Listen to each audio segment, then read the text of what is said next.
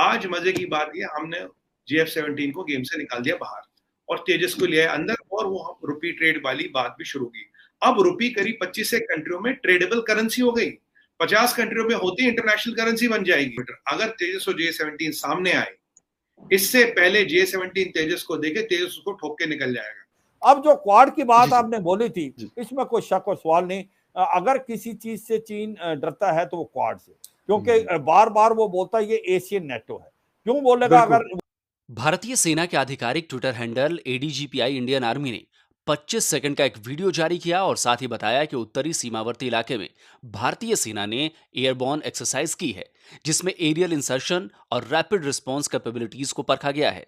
तेजस में हमने हैमर जो फ्रेंच मिसाइल है और अपनी एस्ट्रा मिसाइल और लगा दी। तेजस में हम ब्रह्मोस लगा सकते हैं, एक छोटा वर्जन जो कि JF-17 में पॉसिबल नहीं है। पूरी दुनिया देख रही है, कभी रशिया यूक्रेन वॉर चल ही रहा है, कभी हम देख रहे हैं एकदम से ऐसा लगता है चाइना और ताइवान के बीच में जो है बस वो युद्ध छिड़ने वाला है। कभी दुनिया के अलग अलग कोनों पे, खासतौर पर मिडिल ईस्ट पे आप देखो और अलग अलग जगहों पे ऐसा लगता है कि बस अब जो है वो एकदम से कहीं भी जंग हो सकती है।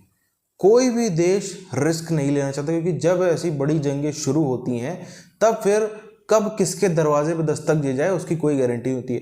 इसके लिए हर देश जो है वो सही दाम पर, जितने सही दाम पर मिल सकता है उस दाम पर बढ़िया से बढ़िया हथियार हर तरह के ढूंढने में लगा हुआ है। फाइटर जेट के मामले में तेजस पूरी दुनिया को पसंद आ रहा है, क्योंकि बाकी सब देश हैं, चाइना भी अपना बेचने में लगा हुआ, हर देश बेचने में लगा हुआ, ज़्यादातर जो बनाते हैं सब अपना बेचने में लगे हुए। पर जिस दाम पे तेजस मिल रहा है, जैसी उसकी खूबियां हैं, जैसी उसकी स्पेसिफिकेशंस हैं, उस हिसाब से तेजस सबको बेस्ट लग रहा है। तो करीब ऐसी 7 कंट्री हैं जिन्होंने तेजस में इंटरेस्ट दिखाया है। अब यहां समझने की बात यह है कि भाई what is the advantage of Tejas over JF-17 thunder. जो रुपी करीब 25 कंट्रियों में ट्रेडेबल करेंसी हो गई, 50 कंट्रियों में होती इंटरनेशनल करेंसी बन जाएगी। तेजस का जो रडार लगा है रोहित भाई, वो 150 किलोमीटर का उसका रेंज है। जो JF-17 में रडार लगा है उसका रेंज है 100 किलोमीटर। तेजस में हमने हैमर जो फ्रेंच मिसाइल है और अपनी एस्ट्रा मिसाइल और लगा दी। तेजस में हम ब्रह्मोस लगा सकते हैं, एक छोटा वर्जन जो कि JF-17 में पॉसिबल नहीं है। दुनिया मानता है इस श्रेणी में इससे बेटर, इससे अच्छा मिसाइल दुनिया में कोई बना नहीं पाया। इसकी मार अचूक है। हमने क्या कर दिया, now we can launch BrahMos from air, from sea, from land and and beyond visual sight also. और अब नए वर्जन में तो हमने रेंज भी बढ़ा दी, इसकी करीब 600 किलोमीटर तक कर दी, जो ऑफिशियल फिगर्स आउट है। उसका ज्यादा भी मुझे नहीं पता। आप ये ऐसी चीज नहीं जो पैसे देके खरीदो। इसमें जो हेल फायर मिसाइल्स है वो तो अचूक है। आपने देखा जब अमन अल जवेरी पे हमला हुआ था, अमन अल जवेरी की फैमिली का कोई नहीं मरा था, केवल अमन अल जवेरी मरा था because of Hellfire missiles where accuracy is very very important. इसकी मैन्यूवरेबिलिटी, इसका up time in the air, इसका radar signature, everything stayed out, लेंस करे, कंट्रोल करे। सर वर्ल्ड का ब्रेस्ट डोन है अभी, इससे ऊपर किसी के पास कोई टेक्नोलॉजी नहीं। डोर की अहमियत का बहुत अच्छी तरह से पता है और इसी वजह से उसने कब्जे वाली जो तिब्बत का इलाका है, कब्जे वाला, वहां पर सिलीगुड़ी कॉरिडोर के आसपास उसने अपने सैन्य ढांचे को, जो मतलब मिलिट्री इंफ्रास्ट्रक्चर जिसे कहा जाता है, उसे बहुत ज्यादा डेवलप किया है। वो एक तरफ विवाद को बढ़ाता है, दूसरी तरफ बातचीत करने की कोशिश करके ये दिखाने की कोशिश करता है कि देखिए हम बहुत ज्यादा गंभीर हैं बातचीत के जरिए मसलों को सुलझाने में। तो ये उसका आर्ट ऑफ वॉर है, मतलब युद्ध कला है। भारतीय सेनाओं ने अंडमान निकोबार आइलैंड्स पर भी ऐसी ही ट्रेनिंग की थी। लद्दाख में भी इसी तरह की एक्सरसाइज की जा चुकी है। भारत ने न सिर्फ सीमा विवाद पर दो टूक जवाब दिया, बल्कि OIC की बैठक जो इस्लामाबाद में हुई थी, उसमें चीन के कश्मीर पर दिए बयान पर भी सुना दिया। भारतीय विदेश मंत्री S जयशंकर ने बताया कि उन्होंने चीनी विदेश मंत्री से कहा कि बॉर्डर एरिया में तनाव और भारी सैन्य मौजूदगी के माहौल में दोनों देशों के संबंध सामान्य नहीं रह सकते। यानी साफ है, भारत अपने रुख पर कायम है। और दूसरी तरफ रूस यूक्रेन युद्ध में भी चीन को भारत की अहमियत समझ में आ गई है। अब जो क्वाड की बात आपने बोली थी, इसमें कोई शक और सवाल नहीं। अगर किसी चीज से चीन डरता है तो वो क्वाड से, क्योंकि बार बार वो बोलता है ये एशियन नेटो है। क्यों बोलेगा? अगर वो बोलेगा कि अगर इसके अंदर टीथ नहीं है, आप बोलते हो ये मिलिटराइज तो है नहीं, ये तो एक फोरम है, डिप्लोमेटिक फोरम है और इनफॉर्मल फोरम है। मगर इसके जो 3 प्रिंसिपल हैं, जो एक है मेन चीज कि फ्री, ओपन और इंक्लूसिव इंडो पैसिफिक, उसमें 3 प्रिंसिपल हैं: freedom of navigation, rule based international order, maintaining territorial integrity and sovereignty of all nation including minor island nation. और यही तीनों के तीनों जो है चीन मान नहीं रहा। चीन विस्तारवाद गतिविधियों से पूरा का पूरा साउथ चाइना सी अपने नाम करा लिया है। 70% आप उसका एक्सक्लूसिव इकोनॉमिक जोन में है।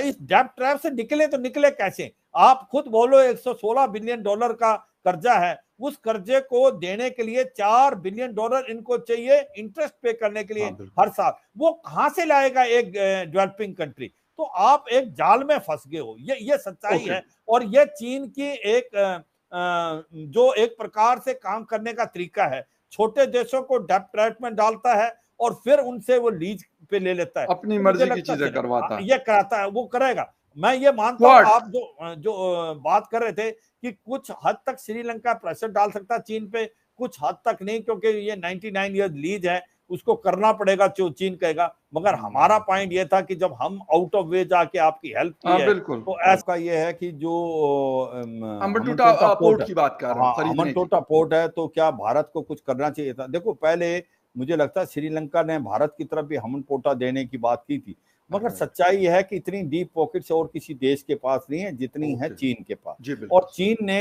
ये श्रीलंका ही नहीं, आप देखो पाकिस्तान में, आप देखें बांग्लादेश में, आप देखें नेपाल में, ये चारों कंट्रियां अब फाइनेंशियल क्राइसिस में हैं, क्योंकि ये जो बेल्ट रोड इनिशिएटिव में जितने भी प्रोजेक्ट आए हैं वो पॉलिटिकली ज्यादा जो एक प्रकार रीजन है, ना कि उस देश के रिक्वायरमेंट है। अभी आप जैसे कह रहे थे फकर कि भाई अमेरिका का अपना इंटरेस्ट, हाँ मैं मानता हूं अमेरिका का अपना इंटरेस्ट, पर श्रीलंका को ये पता होना चाहिए कि अगर आप अमेरिका के साथ अभी दुश्मनी करेंगे तो आपको आईएमएफ से तो लोन मिलेगा नहीं, क्योंकि आईएमएफ से अगर लोन लेना है तो अमेरिका से दोस्ती करनी पड़ेगी कि भाई आप डेब्ट ट्रैप से बच के रहे चीन के। इसी प्रकार से आप देखें नेपाल के अंदर भी हालात खराब हैं। तो ये सच्चाई है कि ये मॉडल बेल्ट रोड इनिशिएटिव का फेल होगा, क्योंकि आप कोई भी हमारे जो गरीब देश हैं, अगर वो इतने इंटरेस्ट पे लोन लेंगे तो वो लोन कभी वापस दे ही नहीं सकते। तो इसलिए ये समझना पड़ेगा, और अब कुछ देश समझ रहे हैं। आप मलेशिया देखें, उसने अपने प्रोजेक्ट कैंसिल किए। आप बांग्लादेश ने भी, जब शेख हसीना की गवर्नमेंट ने अपने जो काफी प्रोजेक्टों को बंद किया, तो मेरा मतलब यह है कि ये जो बेल्ट रोड इनिशिएटिव का हिस्सा है, जितनी कंट्रियां जो गरीब हैं, डेवलपिंग हैं, वो सारी डेब्ट ट्रैप होंगे। 78 कंट्रियां हैं जो कि आज चीन के डेब्ट ट्रैप में, क्योंकि यार देखे जेवलिन है, आपकी मिसाइल है, स्टिंगर मिसाइल है, स्विच ब्लेड ड्रोन्स हैं। मुझे लगता है आप अगर देखें जो यूक्रेन और रूस की लड़ाई, जिस हिसाब से रूस के ऊपर बहुत ज्यादा नुकसान हुआ है, एक छोटी आर्मी उस पर इतना नुकसान नहीं कर सकती। बहुत बड़ा नुकसान हुआ है, इकोनॉमिकली भी और मिलिट्रीली भी। नो डाउट से वेपन दिए हैं, और नुकसान मतलब आपको इमेजिन नहीं है फकर। मैं जब तेजस का मामला उठता है, कई सारे हमारे देश में बुद्धिजीवी सबसे पहला सवाल उठाते हैं, जो वो ये है कि तेजस पूरी तरीके से भारत में नहीं बना है, जिसके बिल्कुल सच बात है कि कई सारे नुकसान हैं। कई देशों को हम नहीं बेच सकते, जैसे ईरान को नहीं बेच सकते क्योंकि उसमें इजराइल के काफ़ी सारे कंपोनेंट, तो कई सारे उसके लिमिटेशन ज़रूर हैं। लेकिन एक बात हमको ये भी नहीं भूलनी चाहिए कि अगर हम सब कुछ अपना स्क्रैच से बनाने में लग जाते तो शायद 2050 तक या 2060 तक तेजस बन पाता। बहुत ज़्यादा मेहनत होती, शायद 2045 तक। इस चीज़ को भी हमको नकारना नहीं चाहिए, एक बार हमको अपनी जो है वो सच्चाई भी कबूलनी चाहिए।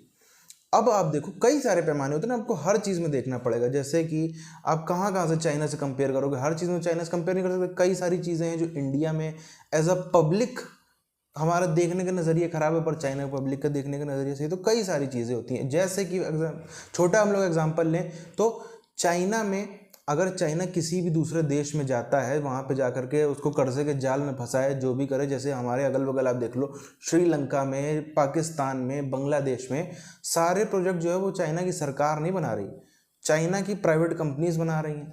लेकिन फॉर एग्जांपल अगर भारत सरकार अंबानी को या अडानी को बांग्लादेश ले जाए, या फॉर एग्जांपल किसी भी देश में ले जाए, तब तो वहाँ पर बातें होने लगती, लो ये तो खाली गुजरातियों का ही भला कर रहे हैं, लो ये तो बिक गए हैं, लो ये तो अडानी को ही अमीर बना पड़े हैं, लो अंबानी जो अडानी है ये वो, दुनिया भर की बातें हर समय चलती रहती। तो हर चीज़ को हम लोग वैसे कंपेयर कर सकते हैं। और ये भी एक बात को अगर आप सोचें, अगर आप नॉर्मल बेसिक लाइफ का एग्जांपल लें, आप जाते होंगे बाज़ार में जा करके 200 400 500 जितने की भी झोला भर के सब्जी ले आते होंगे, जितने की भी आते हो, फॉर एग्जांपल सब्जी ले आते होंगे। अगर आप यही सोचो कि नहीं मैं तो मेक इन होम करूँगा और सारी सब्जियां अपने घर पे उगाऊंगा, तो मेहनत कितनी लग जाएगी, समय कितना लग जाएगा, पैसा कितना लग जाएगा, उसके बाद भी आप शायद खुद से नहीं कर पाओगे, वो चीज़ क्वालिटी नहीं ला पाओगे, उतनी क्वांटिटी भी नहीं आप उगा पाओगे। तो हर चीज़ हमको इस हट में भी नहीं रहना चाहिए कि नहीं हर चीज़ हमको अपने ही यहाँ पे करनी है और कम समय में भी करनी है, और नहीं पॉसिबल होता है। ठीक है, अगर अपने यहाँ पे करनी तो 20 30 40 साल का समय लेकर के चलो। अगर अभी हमको क्विक रिजल्ट चाहिए तो उसके लिए तो दूसरों से सहायता लेनी पड़ेगी। ये इसलिए इस पे इतनी चर्चा करें क्योंकि सबसे ज़्यादा तेजस पे कुछ भी बात होती है तो सबसे पहला जो क्रिटिसाइज़ किया जाता है तेजस को, वो इसी मुद्दे को लेकर किया जाता है कि अरे ये तो देखो स्वदेशी नहीं है, ये तो कुछ उससे कुछ फलाने देश से, कुछ ढिमकाने देश से, थोड़े पार्ट उधर से ले लिए, थोड़े पार्ट इधर से ले लिए, खुद का क्या बना डाला। तो ऐसे लोगों के लिए सिर्फ ये था।